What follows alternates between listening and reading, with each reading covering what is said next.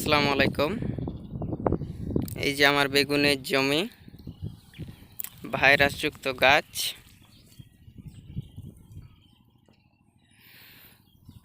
এই যে হলুদ পাতা, একেবারে কুশি পাতা থেকে শুরু, উপরের পাতাটা থেকে শুরু, আস্তে আস্তে প্রথমে একটা ডগে, তারপরে সবগুলা ডগে।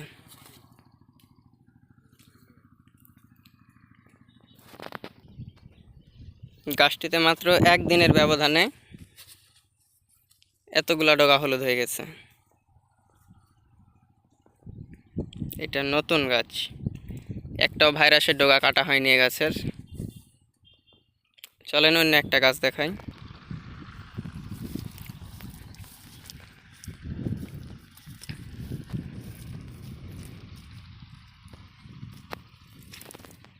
এই যে এটা আরও একটি গাছ। এই গাছে ভাইরাসের আক্রমণ করা হয়ে গেল 5-6 দিন হয়ে গেছে। উপরের পাতাগুলো হয়তো হলুদ হয়ে যাচ্ছে। এই যে অলরেডি ডগা কেটে ফেলা হয়েছিল, এইখান থেকে ডগা কাটা হয়েছিল, এইখান থেকে ডগা কাটা হয়েছিল, নতুন ডগাগুলোতে আবার হয়ে গেছে। অ্যাস্টারথেন, এফেক্স, তারপর সালফার, ডিফেন্ডো সবগুলোই দেওয়া হয়ে গেছে, কোনো কাজ হয়নি এখন পর্যন্ত। দেখতেই পাচ্ছেন ওই যে লাল মার্ক করাগুলা যতগুলো আছে,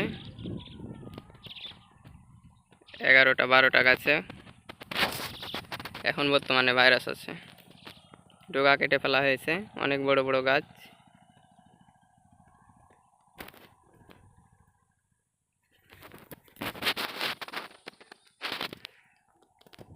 খুব এটা নিয়ে খুব চিন্তিত আছি।